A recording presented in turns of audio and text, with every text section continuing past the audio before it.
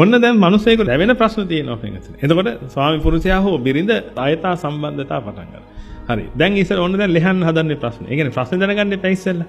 ඔය උඩ තියෙන පොතු, ඔය පොතු ටික ගලවලා ප්‍රශ්නෙට යන්න පින්වතුනි. එතකොට එහෙනම් දැන් බලනවා දැන් ස්වාමි පුරුෂයා වෙන සම්බන්ධතාවයක් තියාගන්න කලින් ඔබ නේද ස්වාමි පුරුෂයෙක් තෝරගත්තේ?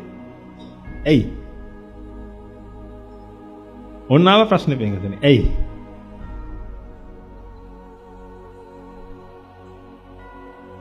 ස්වාමි පුරුෂයෙක් ඇයි?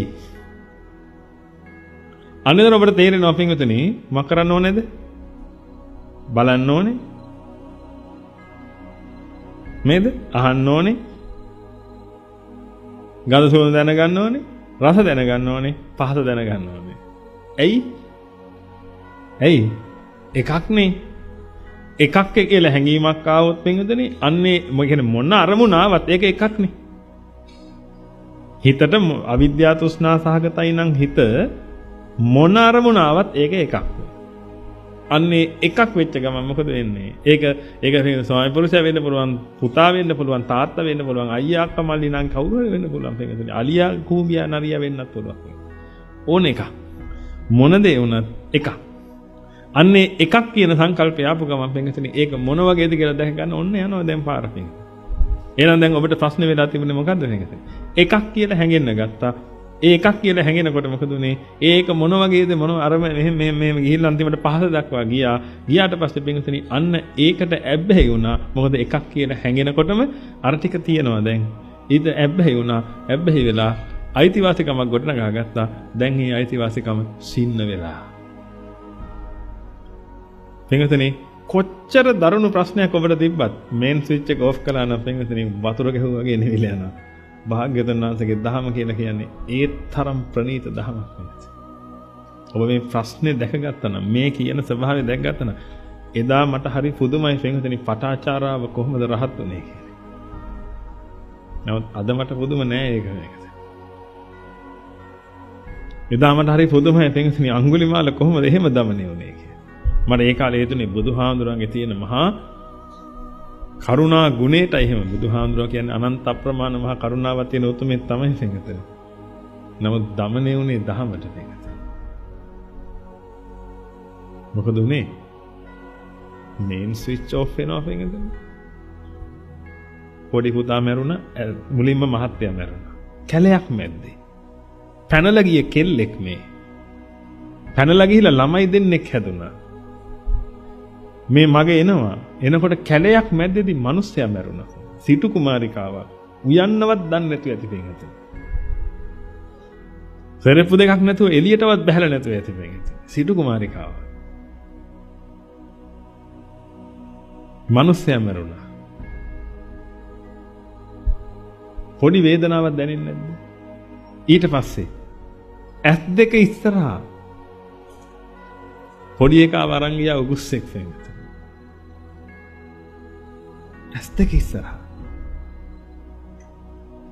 ඒ දරුවව බේර ගන්න උගුස්සට අප්පුඩි ගහද්දී අනිත් ලොකු පුතා හිතුවා මට කතා කරනවා කියලා පැන්න ගඟට ඇස් දෙක ඉස්සරහා පින්වතුනි ගහගෙන ගියා දරුවා.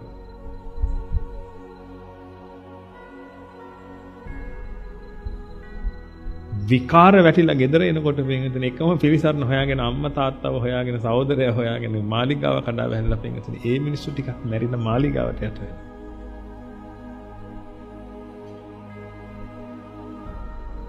ඔය ඔක්කොම එක ඒවා නැති උනේ පින්වතුනි එක ඒවා. අම්මා කියන්නේ එක, තාත්තා කියන්නේ එකක්. නේද? ඔය ඔක්කොම එක ඒවා සහෝදරයා එක, ඔය හැම එකම එක. එක ඒවා විශාල ප්‍රමාණයක් මේ එකට සහනයට හිටපු එක ඒවා විශාල ප්‍රමාණයක් අහිමි වෙලා පින්වතුනි රෙදි නැතුව දුවන්නේ නැත්තේ. විකාරෙන් දුවන්නේ නැත්තේ. ඒ තරම් පීඩාකාරීව හිටපු අර මිනිස්සයාට පින්වතුනි අර වචන ටික ඇහෙන්නේ සහනයටපත් වුණා කියලා. භාග්‍යවතුන් වහන්සේ පහර දෙන්නේ කොතනටද? භාග්‍යවතුන් වහන්සේ දහම් දසද්දි පහර දෙන්නේ කොතනටද පින්වතුනි? මේන් ස්විච් එකට.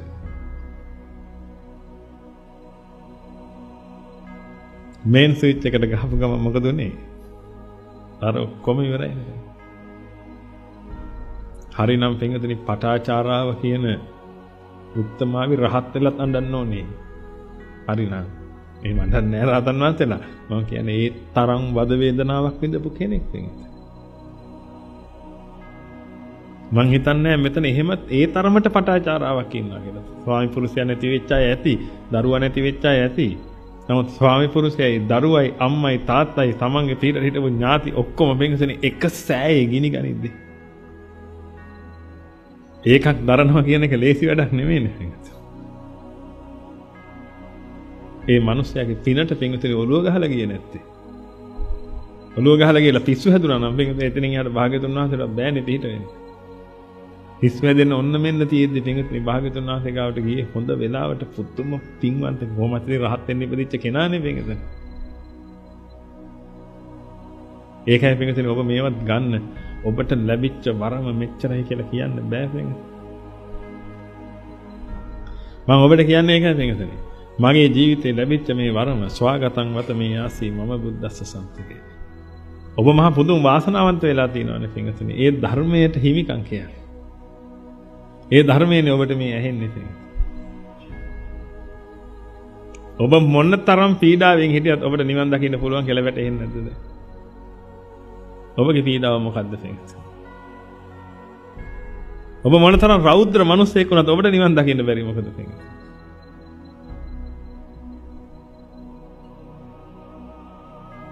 මේන් ස්විච් එක ඔෆ් කරගමන් ඔය ප්‍රශ්න ඔක්කොම ඉවරයිනේ. ඔබ හිතන් හිටියට ප්‍රශ්න කෝටියක් තියෙනවා කියලා පින්විතනේ අන්තිමට එක ප්‍රශ්නේ තිබිලා තියෙන්නේ. ඒකට එක උත්තරේ තියෙන්නේ.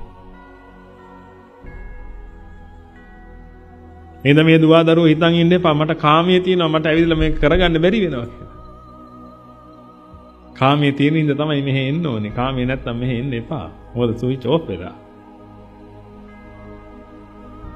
කාමයේ තියෙනවා නම් තමයි එන්න ඕනේ. කාමයේ ප්‍රශ්නයක්. කාම බරියන්ට කාමයේ කියන එක ලොකු දෙයක් වුණාට පින්විතේ භාග්‍යවතුන් වහන්සේගේ ශ්‍රාවකයන්ට දිව්‍යමය කාමයේවත් පතන්නේ නැහැ පින්විතේ. අපි දිබ්බේසු කාමේසු රතින්සෝනාදි ගච්ඡති තණ්හක්කේ රතෝ හෝති සම්මා සම්බුද්ධ ශාවකෝ. දිව්‍ය කාම, මනුස්ස කාම ඔය එකම කාමයක්වත් අකන්නේ නැහැ භාග්‍යවතුන් වහන්සේගේ ශ්‍රාවකයෝ කියලා පින්විතේ. තණ්හක්කේ රතෝ හෝති. හුදෙක්ම තණ්හාව ඡය කිරීම පිණිසමයි පින්විතනි කරුණු කටයුතු සිද්ධ කරන්නේ භාග්‍යවතුන් වහන්සේගේ ශ්‍රාවකයෝ. අන්න යාලටයි පින්විතනි භාග්‍යවතුන් වහන්සේගේ ශ්‍රාවකයෝ කියන්නේ. මෙතන මේ ශ්‍රාවකත්වයේ නිකන් ගන්න බෑ පින්විතනි. දිව්‍ය ලෝකේ යන්න හදන අය කවුරුත් භාග්‍යවතුන් වහන්සේගේ ශ්‍රාවකයෝ නෙමෙයි පින්විතනි. භාග්‍යවතුන් වහන්සේගේ ශ්‍රාවකයා කියලා කියන්නේ තණ්හක්කේ රතෝ හෝති සම්මා සම්බුද්ධ ශ්‍රාවක. හොඳට මතක තියාගන්න. එකම රතියයි තියෙන්නේ එකම ඇල්මයි ඇල්ම කිව්වට ඒක අර තණ්හා සහගත ඇල්ම නෙමෙයි ඒ කියන්නේ යෙදීම කියන එක. එකම යෙදීමයි තියෙන්නේ පින්විතනි. එකම දෙයක යෙදিলা ඉන්නේ. ඒ තමයි පින්විතනි තණ්හක්කේ රතෝ. තණ්හාව ඡය කිරීම පිණිසයි යෙදিলা ඉන්නේ. අන්න එහෙමනම් අන්න එතනයි භාග්‍යවතුන් වහන්සේගේ ශ්‍රාවකයා ඉන්නේ පින්විතනි. ඒ හැරෙන්න භාග්‍යවතුන් වහන්සේගේ ශ්‍රාවකයෝ වෙන්න බෑ කාටවත්. ඒක ගිහි වුණත් එකයි පැවිදි වුණත් එකයි පින්විතනි මොන ඇඳුම දාගෙන හිටියත් එකයි. තණ්හක්කේ රතෝ හෝති නම් අන්න සම්මා සම්බුද්ධ ශාවකයා. එහෙනම් ඔබට තියෙන ප්‍රශ්න වලට විසඳුම් තියෙනවනේ පින්විතනි. ඔබ අඟුලිමාලද? එන්න. ඔබ ආලවකද? එන්න. ඔබ කාමෙන් බරිත වෙච්ච කෙනෙක්ද? ඔබට හිතෙනවද කාමයේ කියන එක කවදාවත් ඔබෙන් තුරන් වෙන එකක් නෑ කියලා? ඔබ මොන භාෂාව කතා කරත් මොන ජාතියේ හිටියත් මොන රටේ හිටියත් පින්විතනි ඔබට පිළිසරණ තියෙනවා.